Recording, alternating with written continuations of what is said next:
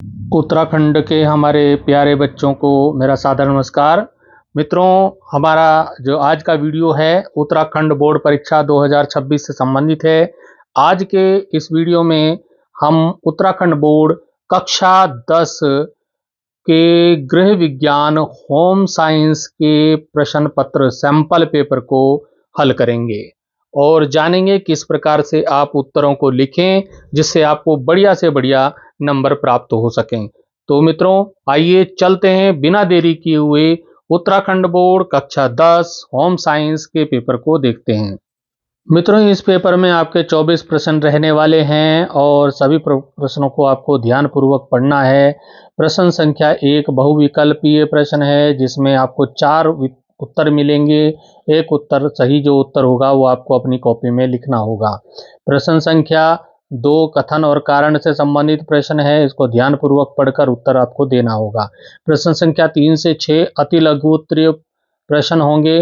प्रश्न संख्या 7 से 11 2 अंक के लघु उत्तरीय प्रश्न होंगे और प्रश्न संख्या 12 से 17 3-3 अंकों के लघु उत्तरीय प्रश्न होंगे जिनका उत्तर 50 शब्दों में आपको देना होगा। प्रश्न संख्या 18 से 23 आपके थोड़ा बड़ा होंगे, दीर्घ उत्तर के होंगे, 80 शब्दों में आपको उत्तर देना होगा। और प्रश्न संख्या 24 केस स्टडी का होगा, स्रोत आधारित प्रश्न उत्तर इसमें होंगे। सबसे पहले हम बहुविकल्पीय प्रश्न संख्या 1 को देख लेते हैं जिसका क है हमें सबसे शीघ्र ऊर्जा किससे मिलती है। तो हमें सबसे शीघ्र जो ऊर्जा मिलती है, जो हम यहाँ पे 4 ऑप्शन दिए हैं, प्रोटीन, विटामिन, ग्लूकोज और खनिज लवण।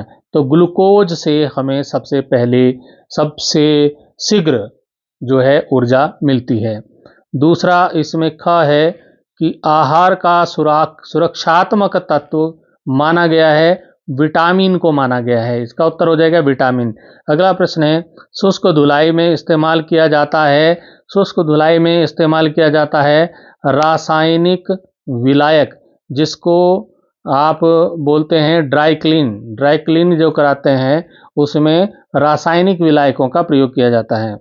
अगला प्रश्न आता है हमारा पेंट का दाग छुड़ाने के लिए प्रयोग किया जाता है। आपने देखा होगा घरों में पेंट करने वाले जो लोग होते हैं, जब पेंट उनके हाथों में चिपक जाता है तो वो क्या प्रयोग करते हैं पेंट को दाग को छुड़ाने के लिए? वो तारपीन का तेल या मिट्टी का तेल प्रयोग करते हैं।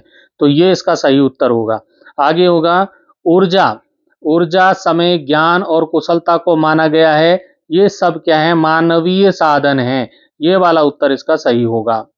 अगला बहुविकल्पीय प्रश्न है कि बालक की उच्च बुद्धि लब्धि का विकास दर पर क्या प्रभाव पड़ेगा। जब उच्च बुद्धि लब्धि होगी तो विकास सामान्य से तीव्र होता है। ये वाला ऑप्शन इसका सही होगा। अगला विकल्प हमारा है कि उपभोक्ता के हितों की रक्षा के लिए अनिवार्य है उपभोक्ता का जागरूक होना। उपभोक्ता को अपने हितों की रक्षा करनी है तो जागरूक होना जरूरी है, तो ये वाला उत्तर सही होगा। नेक्स्ट क्वेश्चन आता है कि परिवार के सदस्यों द्वारा विभिन्न प्रयासों से अर्जित धन को कहते हैं, उसको पारिवारिक आय कहते हैं, फैमिली इनकम। क्या कहेंगे? Family income. जो परिवार के सदस्य विभिन्न प्रयास करके धन कमाते हैं उसको कहेंगे फैमिली इनकम, पारिवारिक आय। अब यहाँ पर जो ये नए टाइप का प्रश्न आया है इस बार कि निम्नलिखित प्रश्नों में 2 कथनों को अभिकथन ए और कारण आर के रूप में चिन्हित किया गया है। दिए गए विकल्पों क ख ग घ में से उपयुक्त विकल्प को चुनकर आपको लिखना है। तो यहाँ पर सबसे पहले तो आपको क्या करना है, अभिकथन को पढ़ लेना है, फिर उसके कारण को पढ़ लेना है। तो अभिकथन ए, मूलभूत आहार समूह में विविधता होना आवश्यक है, बिल्कुल सही है। तो दूसरा है अलग अलग खाद्य समूह अलग अलग प्रकार के पोषक तत्व प्रदान करते हैं, ये भी बिल्कुल सही है। तो इसमें विकल्प पहले वाला विकल्प हो जाएगा, ए और आर दोनों सत्य हैं, मतलब दोनों सही हैं और आर ए की सही व्याख्या करता है। तो ये पहले वाला उत्तर, इसको आप लिख देंगे। अब इसमें अगला ब वाला आता है, अभिकथन ए है इसमें बचत केवल अमीर लोगों के लिए होती है। क्या ये सही है? नहीं है सही। बचत केवल अमीर लोगों के लिए नहीं होता, कोई भी कर सकता है, ठीक है ना। अब ऐसा कारण आर, बचत का उद्देश्य भविष्य की आवश्यकताओं और आकस्मिक परिस्थितियों के में सहारा प्रदान करने के लिए होता है। ये बिल्कुल सही है, मतलब ए वाला गलत है, आर वाला सही है। तो इसमें उत्तर कौन सा हो जाएगा? ये ग वाला। ए गलत है परंतु आर सही है, ये वाला उत्तर इसका आपको लिखना होगा। आप देखिए प्रश्नों के उत्तर मैंने यहीं पर नीली स्याही से लिख दिए हैं, आपको भी नीली स्याही से लिखना है। हेडिंग को और प्रश्न जो है आपको किससे लिखना है, काले पेन से लिखना है।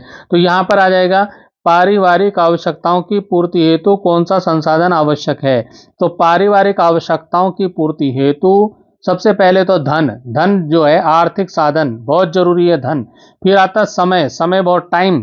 फिर है मानवीय कुशलता, आपकी मनुष्य की जो कुशलताएं हैं जैसे संसाधन आवश्यक हैं। नेक्स्ट क्वेश्चन है कि प्रथम गीत व संगीत शिशु किसके द्वारा सुनते हैं। सबसे पहले गीत संगीत माँ सुनाती है बच्चे को, तो शिशु प्रथम गीत व संगीत लोरी जिसे बोलते हैं अपनी माँ द्वारा सुनते हैं, माता सुनाती है। नेक्स्ट क्वेश्चन आता है कि दांतों एवं हड्डियों की मजबूती के लिए कौन सा खनिज आवश्यक होता है। तो इसमें मेन होता है कैल्शियम, कैल्शियम और फास्फोरस। कैल्शियम और फास्फोरस जो होता है दांतों और हड्डियों के लिए मजबूती के लिए बहुत ही आवश्यक है। नेक्स्ट क्वेश्चन आता है, छठा प्रश्न है, अधिक शारीरिक श्रम करने वाले व्यक्ति के आहार में किस तत्व की मात्रा अधिक होनी चाहिए। जो व्यक्ति ज्यादा परिश्रम करता है उसके आहार में, उसके भोजन में क्या होना चाहिए, कार्बोहाइड्रेट और वसा होनी चाहिए। तो क्या है, अधिक शारीरिक श्रम करने वाले व्यक्ति के आहार में कार्बोहाइड्रेट और वसा ऊर्जादायक तत्वों की मात्रा अधिक होनी चाहिए। हमारा 7वां नंबर का क्वेश्चन है, विकास की प्रक्रिया के फलस्वरूप होने वाले 3 परिवर्तन लिखिए। तो उसमें नंबर 1 शारीरिक अनुपात में परिवर्तन, दूसरा हो जाएगा पुराने लक्षणों का लोप होना, फिर हो जाएगा नए गुणों विशेषताओं की प्राप्ति। नेक्स्ट क्वेश्चन आता है 8वां नंबर, खेल की एक उपयुक्त परिभाषा लिखिए। तो खेल की परिभाषा क्या है, खेल क्या है,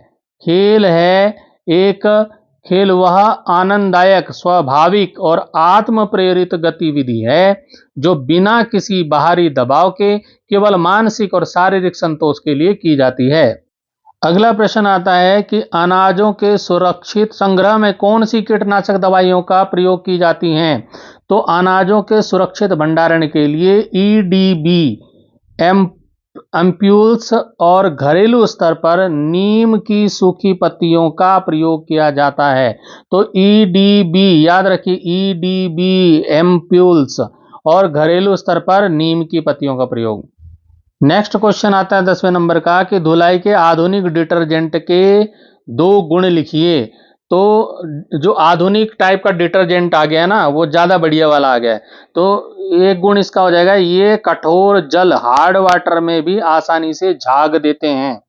दूसरा, ये वस्त्रों की गंदगी को तीव्रता से साफ करते हैं और रेशों को नुकसान कम पहुंचाते हैं।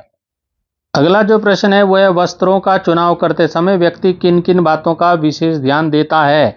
तो जब आप वस्त्र लेते हैं, वस्त्र खरीदते हैं तो किस किस बात का ध्यान रखते हैं वो आपको लिखना है। एक तो है वस्त्रों का चुनाव करते समय व्यक्ति ऋतु मौसम का ध्यान रखता है, गर्मी में गर्मी के कपड़े, सर्दी में सर्दी के कपड़े खरीदता है, तो मौसम का ध्यान। दूसरा, अपनी आयु का ध्यान रखता है, अपनी उम्र के हिसाब से कपड़े लेता है।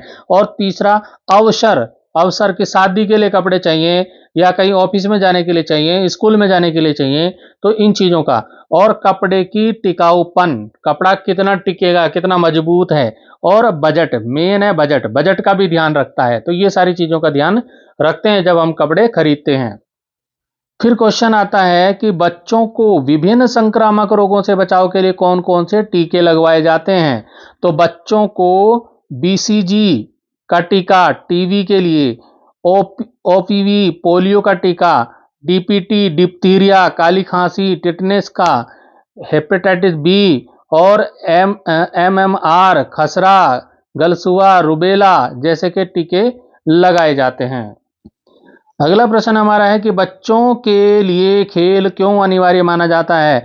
तो खेल बच्चों के सर्वांगीण विकास के लिए अनिवार्य है। पहली बात तो आप ये लिख देंगे, खेल बच्चों के सर्वांगीण विकास के लिए अनिवार्य है और इससे शारीरिक व्यायाम होता है, सामाजिक गुणों जैसे सहयोग का विकास होता है और मानसिक तनाव दूर होकर रचनात्मकता बढ़ती है। हमारा अगला प्रश्न आता है कि बच्चों की खेल सामग्री की विशेषताओं का उल्लेख कीजिए। इसका उत्तर हम इस प्रकार से लिख सकते हैं कि बच्चों की खेल सामग्री सुरक्षित और विष रहित रंगों से युक्त होनी चाहिए। मतलब जो खेल सामग्री है उसमें ऐसे रंग नहीं होने चाहिए जिससे कि जो बच्चों को एलर्जी हो जाए, ताकि उन्हें कोई शारीरिक हानि ना पहुंचे। यह सामग्री मजबूत, टिकाऊ और बच्चे की आयु एवं मानसिक स्तर के अनुकूल होनी चाहिए। जो खेल की सामग्री है, खिलौने ऐसे हों जो बच्चों में रचनात्मकता, कल्पनाशीलता विकसित करें, साथ ही उन्हें साफ करना भी आसान हो ताकि स्वच्छता भी बनी रहे। इसी में अथवा करके भी प्रश्न आया है। यदि आपको वो वाला अभी जो मैंने बताया वो नहीं आ रहा है तो ये अथवा वाला आप कर सकते हैं। खेल तथा कार्य में 3 अंतर लिखिए। तो इसमें 3 अंतर देखिए, पहला है उद्देश्य। खेल आनंद के लिए होता है जबकि कार्य किसी लक्ष्य या प्रतिफल जैसे धन के लिए किया जाता है। दूसरा, दबाव। खेल जो है स्वैच्छिक होता है, अपनी इच्छा से होता है। कार्य अक्सर अनिवार्य और अनुशासित होता है। तीसरा, परिणाम। खेल का महत्व प्रक्रिया में है, कार्य का महत्व उसके परिणाम में है। अब हमारा 15 नंबर वाला प्रश्न है, 15वां प्रश्न है, हमारे आहार में विटामिन ए के कार्य एवं उपयोगिता का उल्लेख कीजिए। विटामिन ए का क्या कार्य है वो बताना है। तो विटामिन ए आंखों की रोशनी, रतौंधी से बचाव के लिए अनिवार्य है। किसके लिए? आंखों की रोशनी के बचाने के लिए, रतौंधी से बचाव के लिए अनिवार्य है। यह शारीरिक वृद्धि, त्वचा को स्वस्थ रखने और रोगों से लड़ने की क्षमता, जिसे बोलते हैं इम्यूनिटी, बढ़ाने में सहायक है। अगला प्रश्न आता है कि आहार स्वास्थ्य विज्ञान के अनुसार भोजन परोसने की विस्तृत व्यवस्था का उल्लेख करना है। तो आप भोजन कैसे परोसोगे, तो इसकी व्यवस्था आप कैसे करोगे। भोजन किसी को दे रहे हो तो भोजन परोसने का स्थान स्वच्छ और हवादार होना चाहिए। परोसने वाले के हाथ व नाखून साफ होने चाहिए। बर्तन पूरी तरह धुले हुए होने चाहिए। भोजन को आकर्षक तरीके से और उचित तापमान, गर्म का गर्म पर परोसना चाहिए। गर्म का गर्म, गर्मा गर्म खाना देना चाहिए। अब आजकल क्या हो गया, लोग सिले सिलाए वस्त्र खरीदते हैं, कपड़े जो है रेडीमेड खरीदते हैं। तो इसी में प्रश्न पूछा गया है कि सिले सिलाए वस्त्र को खरीदने से क्या लाभ होता है। जो आप सिले सिलाए खरीदते हो बाजार में जाके, तो रेडीमेड कपड़े खरीदते हो, उससे लाभ क्या है? लाभ क्या है? ये समय और श्रम की बचत करते हैं, टाइम बचता है, परिश्रम बचता है। इनमें नवीनतम फैशन और डिजाइन के विकल्प मिलते हैं। आपको बहुत सारी क्वालिटी, बहुत सारी वेराइटी आपको मिल जाएगी। नया नया फैशन आपको मिल जाएगा, न्यू फैशन। साथ ही ये विभिन्न माप, स्टैंडर्ड साइज में तुरंत उपलब्ध हो जाते हैं। अब अगला प्रश्न आता है कि विकास के नियमों अथवा सिद्धांतों का विस्तृत वर्णन प्रस्तुत कीजिए। तो बाल विकास कुछ निश्चित नियमों और सिद्धांतों पर आधारित होता है जो सभी बच्चों में समान रूप से देखे जाते हैं। तो एक तो है निरंतरता का सिद्धांत। निरंतरता का सिद्धांत क्या है? विकास जन्म से मृत्यु तक निरंतर चलने वाली एक निरंतर प्रक्रिया है जो कभी रुकती नहीं है। तो ये निरंतरता का सिद्धांत हो गया। दूसरा है क्रमबद्धता का नियम। तो क्रमबद्धता क्या हुई? विकास एक निश्चित क्रम में होता है। जैसे बच्चा पहले बैठना सीखता है, फिर खड़ा होना सीखता है, फिर चलना सीखता है, तो क्रमबद्धता का नियम। फिर हम अगला पॉइंट लिख सकते हैं, विकास की दिशा का सिद्धांत। तो विकास सिर से पैर की ओर होता है। किधर होता है? सिर से पैर की ओर और केंद्र से बाहर की ओर होता है। ये आपको ध्यान रखना है, विकास का सिद्धांत। और ये हेडिंग बिल्कुल काले पेन से मोटा मोटा आप लिखिएगा। और यहां पर जैसे ये बुलेट बना है, इसी तरह से आप बुलेट भी बना सकते हैं। आप अपनी तरह का किसी भी तरह का बुलेट यहां पे बना सकते हैं। फिर आता है व्यक्तिगत भिन्नता का सिद्धांत। हर बच्चे के विकास की गति अलग अलग होती है। कोई जल्दी बोलना सीखता है तो कोई देर से सीखता है। तो इसे व्यक्तिगत, हर व्यक्ति की अपनी भिन्नता का सिद्धांत कहेंगे। अब आ जाता है सामान्य से विशिष्ट की ओर। तो बच्चा पहले सामान्य क्रियाएं करता है, जैसे पूरे हाथ से वस्तु पकड़ना, और बाद में विशिष्ट क्रियाएं जैसे उंगलियों से वस्तुओं को पकड़ना। अभी जिस प्रश्न का मैंने उत्तर बताया, यदि आपको वो कठिन लगा तो अथवा वाला भी दिया है। कई प्रश्नों में अथवा है, तो अथवा में से एक करना है, या तो पहले वाला कर लो या दूसरे वाला कर लो। तो यहां पर आता है अथवा करके, बालक के विकास को प्रभावित करने वाले मुख्य कारकों का उल्लेख करना है। तो बालक के विकास से ही दोनों ही प्रश्न आए हैं, लेकिन थोड़ा बदल के आए हैं। तो यहां पर बालक का विकास एक निरंतर चलने वाली प्रक्रिया है, जिसे निम्नलिखित मुख्य कारक मुख्य रूप से प्रभावित करते हैं। कौन कौन से? एक तो है वंशानुक्रम। देखिए, मैं हेडिंग डालना है, ये ब्लू टाइप का बना देना है और ब्लैक पेन से, ठीक है। तो वंशानुक्रम, बालक को अपने माता पिता से विरासत में शारीरिक बनावट, रंग, रूप, बौद्धिक क्षमताएं प्राप्त होती हैं, जो उसके विकास का आधार बनती हैं। यह है वंशानुक्रम। और विकास में पौष्टिक आहार भी मेन है। पौष्टिक आहार, वृद्धि के लिए संतुलित भोजन अनिवार्य है। प्रोटीन, विटामिन, खनिज युक्त आहार शारीरिक और मानसिक विकास को सुदृढ़ बनाता है। और वातावरण भी मुख्य है। हेडिंग आप वातावरण भी डालिएगा। परिवार, विद्यालय और समाज का माहौल बालक के व्यवहार और सीखने की क्षमता को प्रभावित करता है। प्रेमपूर्ण वातावरण सर्वांगीण विकास में सहायक होता है। कुछ विकास पे फर्क पड़ता है अंतःस्रावी ग्रंथियों का। तो ये भी आप लिख सकते हैं। शरीर की ग्रंथियों से निकलने वाले हार्मोन विकास की गति को नियंत्रित करते हैं। इनका असंतुलन विकास में बाधा उत्पन्न कर सकता है। दूसरा, रोग या चोट, ये भी आपको विकास को प्रभावित करते हैं। तो बचपन में गंभीर बीमारी या शारीरिक चोट विकास की गति को धीमा कर सकती है। अब हमारा अगला जो 19वां प्रश्न है, मूलभूत आहार समूह से क्या आशय है? संतुलित आहार के नियोजन में आहार समूह किस प्रकार सहायक होते हैं? तो बच्चों, मूलभूत आहार समूह खाद्य पदार्थों का वह वर्गीकरण है जो उनमें मौजूद मुख्य पोषक तत्वों के आधार पर किया जाता है, जैसे कि अनाज, दालें, फल, सब्जियां, दूध और मांस समूह, मीट वगैरह। संतुलित आहार नियोजन में सहायता, इसमें पहले बात होगी विविधता। आहार समूह यह सुनिश्चित करते हैं कि भोजन में पर्याप्त विविधता बनी रहे। दूसरा है पोषक तत्वों की प्राप्ति। तो अलग अलग खाद्य समूह अलग अलग प्रकार के पोषक तत्व प्रदान करते हैं। उदाहरण के लिए, दालों से प्रोटीन मिलता है और फलों से आपको विटामिन वगैरह मिलते हैं। अब आप हेडिंग डाल सकते हैं सरलता। जो गृहिणी होती है ना, घर की महिला, जो गृहिणी, घर की मालकिन को यह पता रहता है कि यदि वह प्रत्येक समूह से कम एक खाद्य पदार्थ चुनती है तो परिवार को संतुलित आहार प्राप्त होगा। अब इसमें क्या करना पड़ेगा? विकल्पों का चयन करते हैं। तो यदि एक समूह का कोई खाद्य पदार्थ उपलब्ध ना हो, ठीक है ना, तो उसी समूह के दूसरे पदार्थ, मान लो गेहूं उपलब्ध नहीं है, आज आटा उपलब्ध नहीं है, तो क्या बन जाएगा? चावल बन जाएगा। तो गेहूं की जगह क्या हो जाएगा? भात खा लेंगे। तो क्या होगा? गेहूं की जगह चावल का चुनाव कर पोषण स्तर को बनाए रखा जा सकता है। अब हमारा 20वां प्रश्न है, पारिवारिक साधनों की विशेषताओं का विस्तार पूर्वक वर्णन कीजिए। तो पारिवारिक साधन कौन कौन से हैं, उनका हम विस्तार से यहां पर वर्णन करेंगे। देखिए, पारिवारिक साधन वे उपकरण या संपत्तियां हैं जिनका उपयोग परिवार अपनी आवश्यकताओं की पूर्ति के लिए करता है। इसकी मुख्य विशेषताएं कौन कौन सी हो सकती हैं? एक तो है सीमितता। सीमितता, हेडिंग डाल देंगे सीमितता। सभी साधन जैसे समय, धन, ऊर्जा सीमित होते हैं।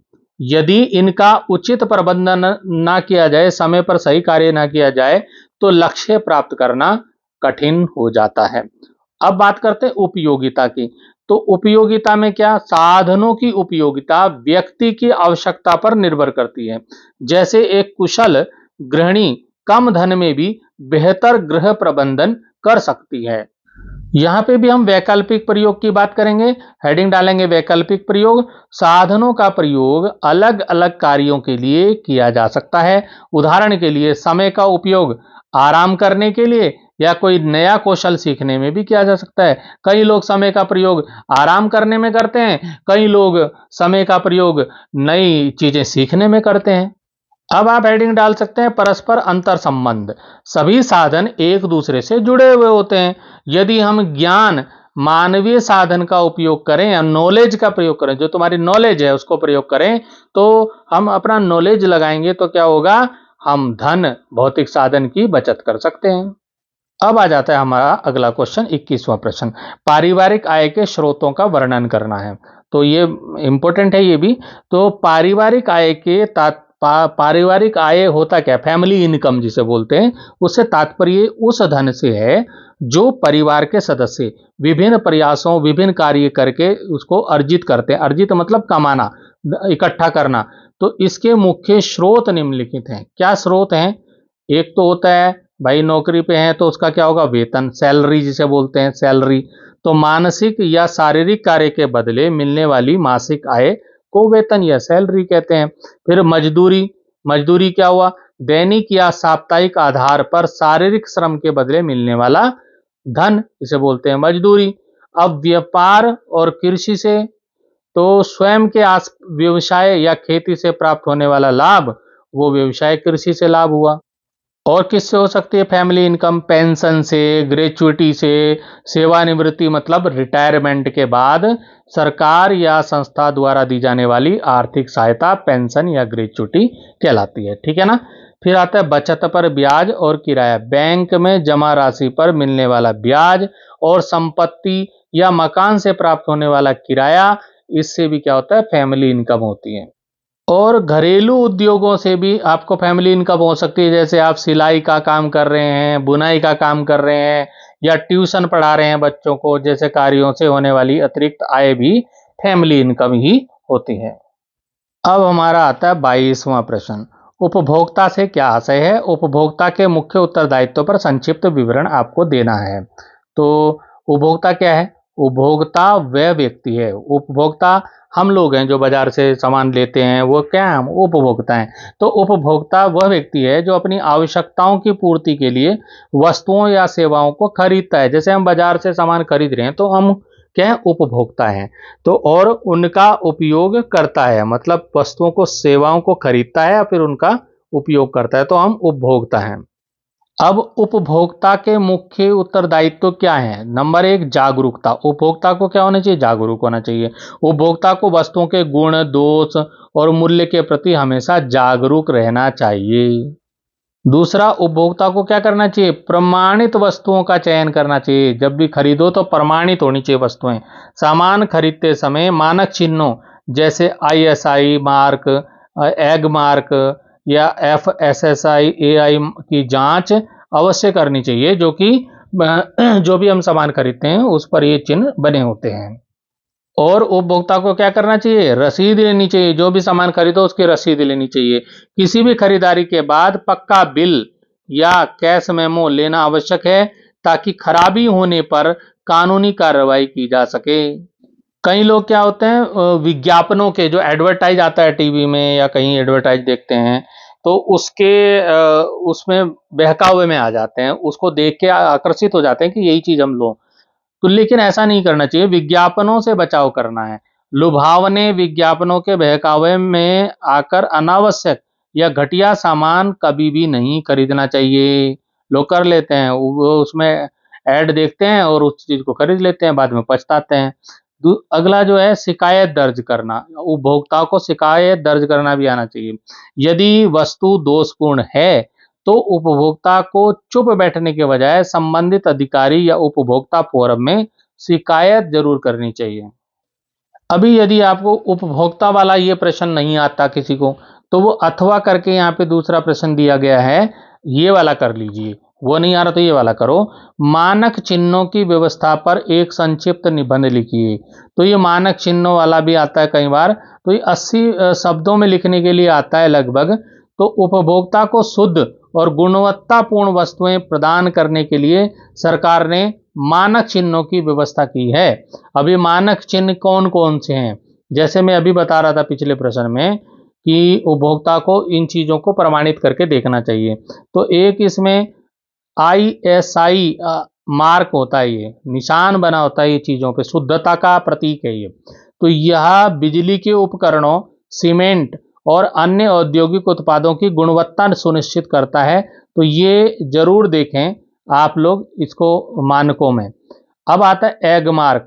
ये एग मार्क कहाँ लगा होता है, ये भी आप देखो एग मार्क कहाँ लगा होता है। यह कृषि उत्पादों जैसे घी, मसाले, तेल, शहद की शुद्धता का प्रतीक है। अब ये मत सोचना कि एग मार्क है तो एग पे लगा होगा, अंडों पे लगा होगा, ऐसा नहीं है। ये एग मार्क जो है ये कृषि उत्पादों पे लगा होता है, जैसे घी, मसाले, तेल, शहद की शुद्धता पे के जो पैकिंग होती है उस पर बाहर ये लगा रहता है निशान। अब ये होता है FSSAI। ये क्या है, ये खाद्य पदार्थों की सुरक्षा और गुणवत्ता के लिए यह अनिवार्य लाइसेंस चिन्ह है। ये भी खाद्य पदार्थों पे बाहर लिखा रहता है। और कौन से चिन्ह होते हैं, हॉलमार्क। ये हॉलमार्क ये क्या होता है, ये सोने चांदी के आभूषणों की शुद्धता प्रमाणित करता है। सोने चांदी के जब आभूषण खरीदते हैं तो आप वहां जाके बोलिए कि मुझे हॉलमार्क वाला ही चाहिए, तो वो क्या होगा, हॉलमार्क वाला थोड़ा पैसा ज्यादा लगेगा, आपका महंगा मिलेगा वो, लेकिन वो शुद्ध होगा, ओरिजिनल होगा, असली होगा, प्योर होगा।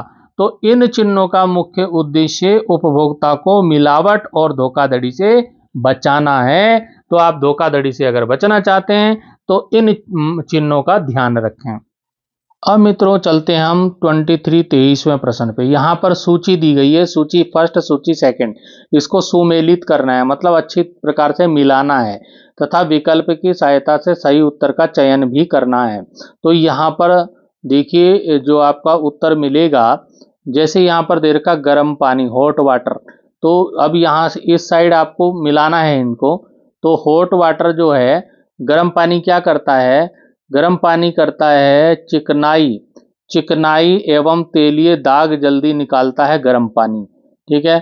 कठोर जल से क्या होता है, कठोर जल, कठोर जो हार्ड वाटर होता है उसे साबुन की सफाई की क्षमता घटती है, साबुन की छपाई की क्षमता घटती है। तो इस प्रकार से इसको क्या करेंगे, मिलाएंगे। और जो उचित घर्षण है, उचित घर्षण दाग धब्बे यांत्रिक क्रिया से हटाते हैं। और पीसी हुई खड़िया रेशमी तथा कीमती कपड़ों से डब्बे धब्बे हटाने में सहायक है। तो इस प्रकार से ये मिलेगा। तो इसका उत्तर विकल्प आपको मिल जाएगा। देखिए यहाँ पे पहले का कौन सा हो गया, पहले का हो गया तीसरा, पहले का तीसरा, दूसरे का दूसरा, दूसरे का दूसरा, ठीक है, और तीसरे का पहला, तीसरे का पहला, और चौथे का चौथा। तो ऐसे वाला विकल्प जहां मिले उसको सही कर लीजिए। तो इसका सही विकल्प ये वाला है, देखिए ये वाला है, ये सी वाला है। पहले का तीसरा, दूसरे का दूसरा, तीसरे का पहला और चौथे का चौथा। तो ये सही है। अब यहाँ पर एक पैसेज, एक अनुच्छेद, गद्यांश दिया गया है, उसको आपको ध्यानपूर्वक पढ़ना है और प्रश्नों के उत्तर देने हैं 24वें प्रश्न में। यह है, जन्म के उपरांत शीघ्र ही शिशु की आहार संबंधी आवश्यकता प्रबल हो जाती है। शिशु का प्रारंभिक आहार माँ का दूध ही होता है। आरंभ में माता के स्तनों से दूध के स्थान पर एक पीला प्रोटीन युक्त तरल पदार्थ निकलता है जिसको कोलेस्ट्रम कहते हैं। यह कोलेस्ट्रम शिशु को अवश्य पिलाया जाना चाहिए। इसको पीने से शिशु की पाचन क्रिया सुचारू होती है तथा शिशु कुछ रोगों से भी बच जाता है। शिशु को माता के दूध के अतिरिक्त डिब्बे का दूध दिया जा सकता है, परंतु ऐसा उस स्थिति में आवश्यक होता है जब माता का दूध पर्याप्त ना हो अथवा कोई अन्य मजबूरी हो। डिब्बे के दूध के अतिरिक्त शिशु का गाय भैंस का दूध भी दिया जा सकता है। अब हमने इस अनुच्छेद को पढ़ लिया। अब यहाँ पे प्रश्न है कि शिशु का प्रारंभिक आहार क्या होता है। तो शिशु का प्रारंभिक आहार माता का दूध होता है। ये यहीं पे अभी हमने पढ़ा कि शिशु का प्रारंभिक आहार माता का दूध होता है। फिर प्रश्न आता है कोलेस्ट्रम किसे कहते हैं। तो प्रसव के आरंभ में माता के स्तनों से निकलने वाला पीला और प्रोटीन युक्त तरल पदार्थ कोलेस्ट्रम कहलाता है। ठीक है, ये यहाँ पे दिया है कि माता के स्तनों से दूध के स्थान पर एक पीला प्रोटीन युक्त तरल पदार्थ निकलता है जिसे कोलेस्ट्रम कहते हैं। यहीं पे मिल जाएगा। फिर है कोलेस्ट्रम का क्या महत्व है। तो कोलेस्ट्रम का क्या महत्व है, क्या होता है, इसको पीने से शिशु की पाचन क्रिया सुचारू होती है तथा शिशु कुछ रोगों से भी बच जाता है। तो आप इसको लिख सकते हैं, यह शिशु की पाचन क्रिया को सुचारू बनाता है और उसे विभिन्न रोगों से बचाने के लिए रोग प्रतिरोधक क्षमता को प्रदान करता है। तो उत्तराखंड बोर्ड के मेरे प्यारे बच्चों, इस प्रकार से हमने उत्तराखंड बोर्ड कक्षा 10 का गृह विज्ञान का होम साइंस के पेपर को यहाँ पर सॉल्व किया। ये सैंपल पेपर है, इस तरह से पेपर में प्रश्न आ सकते हैं। आप इस पेपर को अच्छे से तैयार करके जाएं, कुछ ना कुछ इस तरह के प्रश्न आपको जरूर परीक्षा में मिलेंगे। तो मेरी शुभकामनाएं आपके साथ हैं। All the best.